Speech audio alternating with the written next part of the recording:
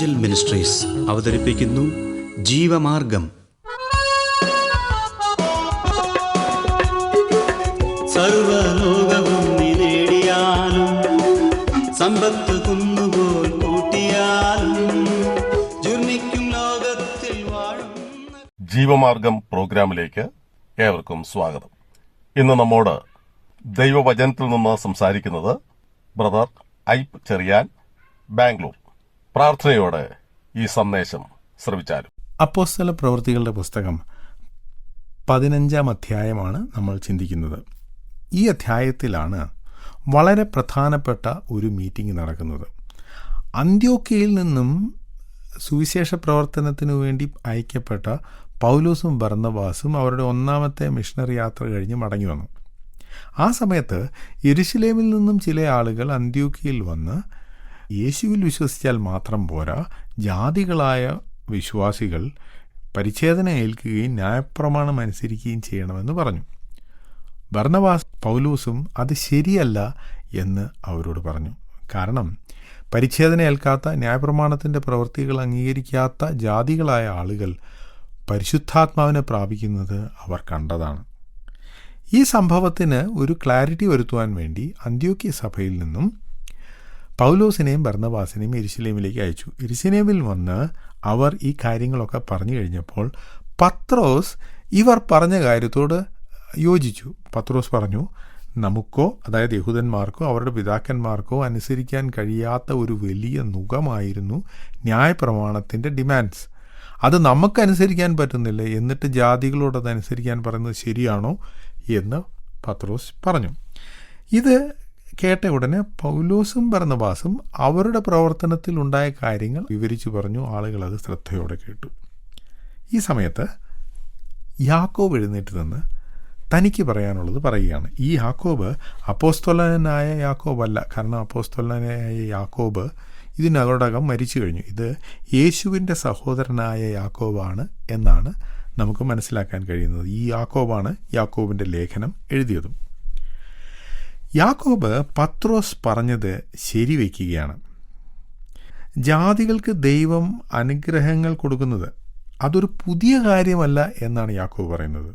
അതിനായി അദ്ദേഹം ദൈവവചനം ഉദ്ധരിക്കുന്നു. ഇപ്പോൾ ഒരു പ്രശ്നമുണ്ടായി. അവിടെ ലോജിക്കലായിട്ടുള്ള, ആളുകൾക്ക് മനസ്സിലാകുന്ന തരത്തിലുള്ള ചില വാദങ്ങൾ മുമ്പോട്ട് വെച്ചു. അതവർക്ക് ബോധ്യമായി. എങ്കിലും യാക്കോബ് ഈ കാര്യത്തിൽ ദൈവവചനം എന്തു പറയുന്നു എന്നുകൂടെ അവിടെ സൂചിപ്പിക്കുകയാണ്. താൻ അവിടെ ആമോസിൻ്റെ പ്രവചനം 3-ാം അധ്യായത്തിൽ നിന്നാണ് ഉദ്ധരിക്കുന്നത്. അനന്തരം ഞാൻ ദാവീദിൻ്റെ വീണുപോയ കൂടാരത്തെ വീണ്ടും പണിയും, അതിൻ്റെ ശൂന്യശിഷ്ടങ്ങളെ വീണ്ടും പണിത് അതിനെ നിവർത്തും. മനുഷ്യരിൽ ശേഷിച്ചവരും എൻ്റെ നാമം വിളിച്ചപേക്ഷിക്കുന്ന സകല ജാതികളും കർത്താവിനെ അന്വേഷിക്കുമെന്ന് ഇത് പൂർവ്വകാലം മുതൽ അറിയിക്കുന്ന കർത്താവ് അരുളി ചെയ്യുന്നു. അപ്പോൾ ഇതൊരു പുതിയ വിഷയമല്ല, പഴയ നിയമത്തിൽ പറഞ്ഞിട്ടുള്ള ഒരു കാര്യമാണ്. എന്ത്? ജാതികൾക്ക് ദൈവത്തിൻ്റെ അനുഗ്രഹം ഉണ്ടാകും, കർത്താവിനെ വിളിച്ചപേക്ഷിക്കുന്ന ഏവനും രക്ഷിക്കപ്പെടും എന്ന കാര്യം പഴയ നിയമത്തിൽ പറഞ്ഞിട്ടുണ്ട്, പ്രവാചകന്മാർ പറഞ്ഞിട്ടുണ്ട്. അതുകൊണ്ട് യഹൂദന്മാർ ഇത് കണ്ട് അതിശയിക്കണ്ട.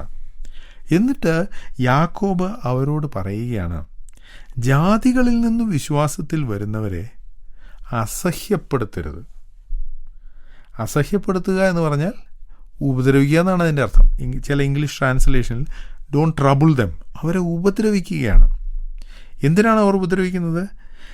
ഞങ്ങൾ നേരത്തെ തന്നെ ദൈവമക്കളാണ് എന്ന ഒരു ധാരണ യഹൂദന്മാർക്കുണ്ട്. വാസ്തവത്തിൽ അത് ശരിയല്ല. യേശുവിനെ രക്ഷിതാവായി സ്വീകരിക്കുമ്പോൾ മാത്രമാണ്, യേശുവിൽ വിശ്വസിക്കുമ്പോൾ മാത്രമാണ് അവർ ദൈവമക്കളായി തീരുന്നത്.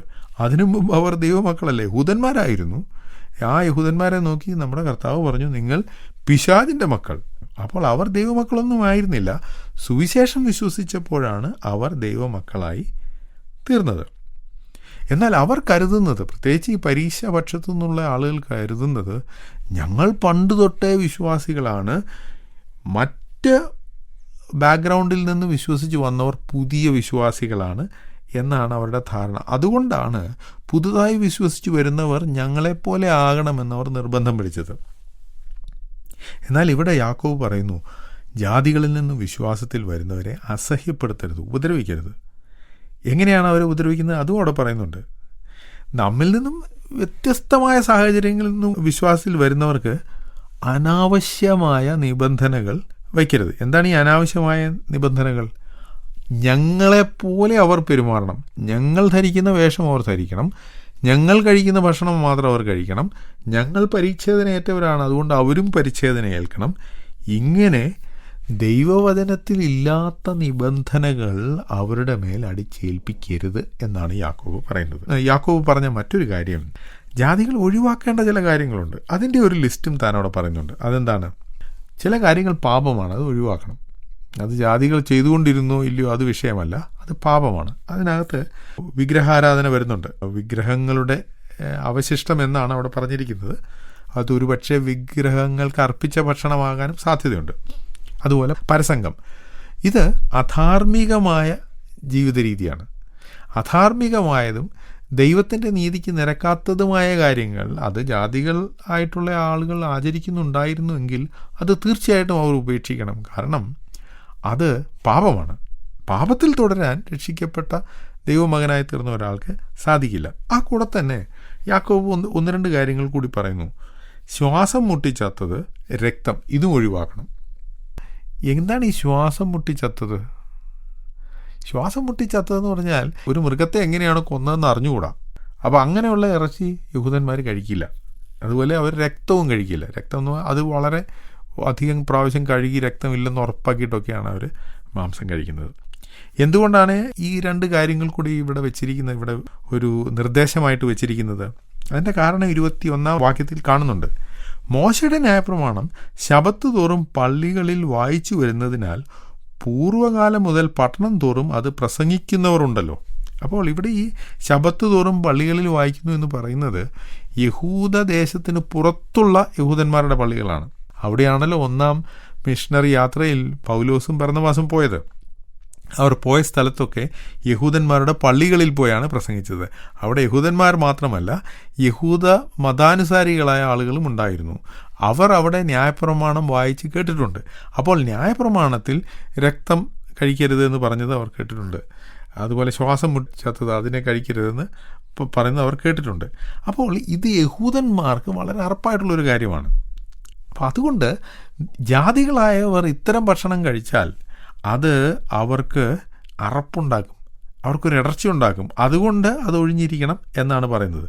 ഈ കാര്യം നമുക്ക് കൂടുതൽ വ്യക്തമായി മനസ്സിലാക്കാൻ സാധിക്കുന്നത് യാക്കോബ് ഇത് പറഞ്ഞതിന് ശേഷം അവരൊരു എഴുത്തെഴുതി. ആ എഴുത്ത് ഇത് കഴിഞ്ഞുള്ള വാക്യങ്ങളിൽ നമ്മൾ വായിക്കുന്നുണ്ട്. 28-29 വാക്യങ്ങളിൽ ആ എഴുത്താണ് വായിക്കുന്നത്. അവിടെ പറയുന്നത് വിഗ്രഹാർപ്പിതം, രക്തം, ശ്വാസം മുട്ടിച്ചത്തത്, പരസംഗം എന്നിവ വർജിക്കുന്നത് ആവശ്യമെന്നല്ലാതെ അധികമായ ഭാരമൊന്നും നിങ്ങളുടെ മേൽ ചുമത്തരുത് എന്ന് പരിശുദ്ധാത്മാവിനും ഞങ്ങൾക്കും തോന്നിയിരിക്കുന്നു. ഇവ വർജിച്ച് സൂക്ഷിച്ചു കൊണ്ടാൽ നന്ന്, ശുഭമായിരിക്കും. ഇങ്ങനെയാണ് ആ കത്ത് അവസാനിക്കുന്നത്. അപ്പോൾ ഒഴിവാക്കേണ്ട കാര്യങ്ങളെക്കുറിച്ചാണ് അവിടെ പറയുന്നത്. അതിൽ രണ്ട് കാര്യങ്ങൾ ഒരുപക്ഷെ പാപമെന്ന് നമുക്ക് പറയാം. പരസംഗവും വിഗ്രഹാരാധനയും. വിഗ്രഹാർപ്പിതം പാപമാണെന്ന് പറയാൻ സാധിക്കില്ല. അതിനെക്കുറിച്ച് രണ്ടഭിപ്രായമുണ്ട് എന്ന് നമ്മൾ റോമലേഖനത്തിലും കുരിന്തി ലേഖനത്തിലും വായിക്കുന്നുണ്ട്. എന്നാൽ ഇമ്മോറലായിട്ടുള്ള കാര്യങ്ങൾ ഒഴിവാക്കണം, അതിനൊരു സംശയവുമില്ല. എന്നാൽ യഹൂദന്മാരായ വിശ്വാസികൾക്ക് വിഷമമുണ്ടാക്കുന്ന കാര്യം നിങ്ങൾ വർജിച്ചിരിക്കുന്നതാണ് നല്ലത് എന്ന് താൻ പറയുകയാണ്. അപ്പോൾ വിശ്വസിച്ച ജാതികളുടെ സഭയിൽ യഹൂദന്മാരുമുണ്ട്. ജാതികൾ യഹൂദന്മാരുടെ ബുദ്ധിമുട്ടും മനസ്സിലാക്കണം. ഈ പ്രശ്നം യെരുശലേമിൽ ചർച്ച ചെയ്യുമ്പോൾ യഹൂദന്മാർ ജാതികളുടെ ബുദ്ധിമുട്ട് മനസ്സിലാക്കണമെന്ന് പറഞ്ഞാണ് തുടങ്ങിയത്. എങ്കിലും ആ കത്തിൽ അവർ ജാതികൾ തിരിച്ച് യഹൂദന്മാരുടെ ബുദ്ധിമുട്ടും മനസ്സിലാക്കണം എന്ന് എഴുതിയിരിക്കുന്നു. അപ്പോൾ ജാതികൾക്കും പ്രത്യേക പ്രിവിലേജ് ഒന്നുമില്ല, യഹൂദന്മാർക്കും പ്രത്യേക പ്രിവിലേജ് ഒന്നുമില്ല.